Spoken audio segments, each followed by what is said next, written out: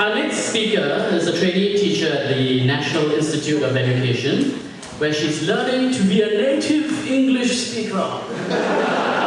Yes, native English speaker.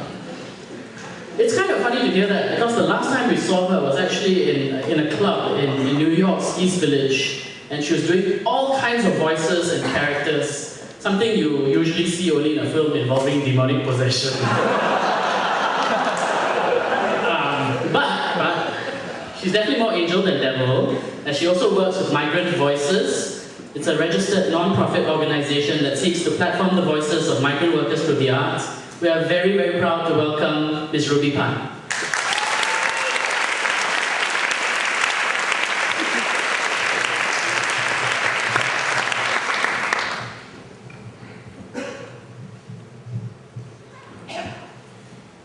When I was in college in America, I worked really hard on acquiring an American accent because I wanted to act in American plays. After some time though, performance translated into real life, and it ended up talking like this most of the time. In the middle of freshman year, my roommate said to me, okay, that was not supposed to happen. Anyway, in the middle of freshman year, my roommate said to me, we forget you're not American sometimes. And I couldn't figure out if that was a cause for celebration or worry. Whenever I met someone new, they'd ask, where are you from, California? And I'd say, no, I'm from Singapore. And they'd go, wow, really? You have no accent. And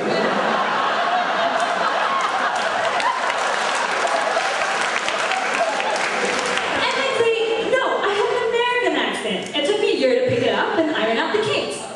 Then they looked a little disconcerted, like I was making fun of them or something. And I'd explain, well, we get a lot of American TV in Singapore, so I've had a lot of time to practice. I mean, I've been listening to you speak since I was a kid. And now whenever I miss America, now that I'm all graduated and back in Singapore, I tune into Perfect 10, 98.7 FM, the hit station of the nation, so I can hear this DJ speak in their lovely American accents while spinning hip-hop 24/7, even though gangsters and pimps and hoes and life in the hood barely exist in our imagination. What still surprises me, though, is turning on the news and hearing a voice informing me that peace talks in the Middle East have reached a bottleneck because of a 3-car pileup along the PIE.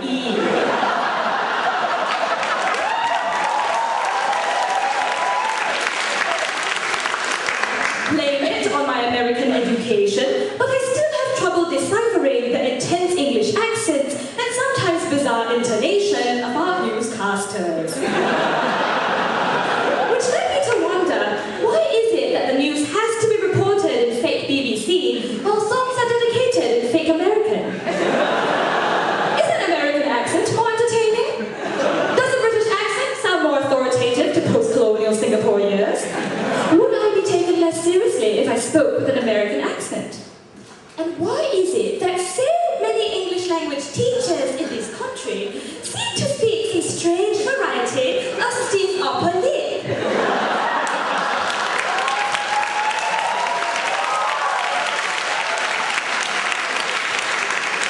All that I've gathered since coming home about a month and a half ago is that I'm supposed to speak standard English like a native speaker.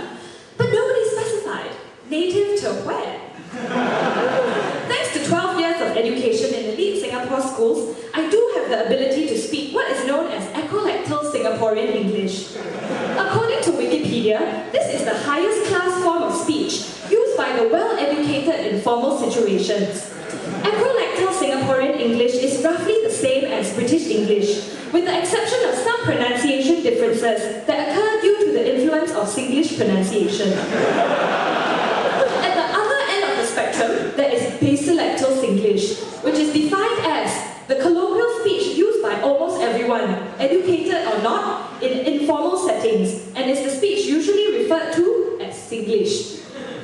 But actually, I think that's not true.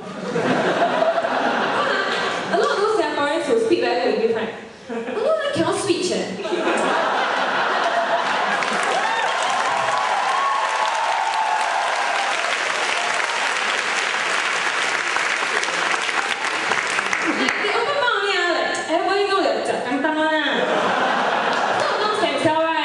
Very good, very good. Then they expect everyone to talk like them.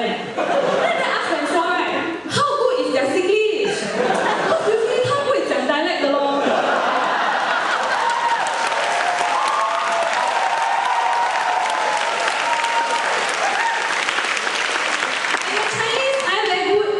make it one. And Singlish is a lot of language combined. For a laugh here and a lot at Singlish, man.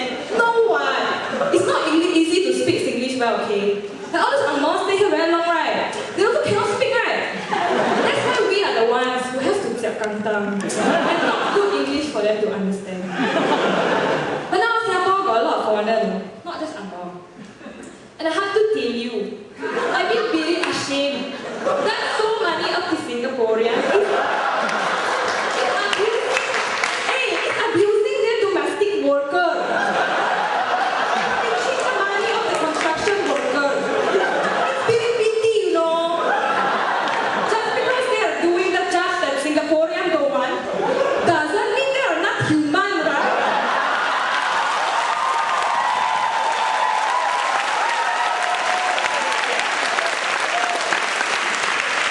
How can we only give 1 day off every month? And now that the people saying, the baby learning English from the maid, that's why cannot speak the good English. Nonsense. Singapore got so many different kind of English, of course your baby confused.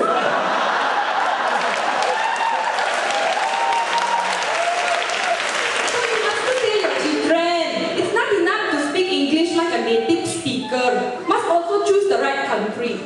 Because we all speak English, but some English is more English than others.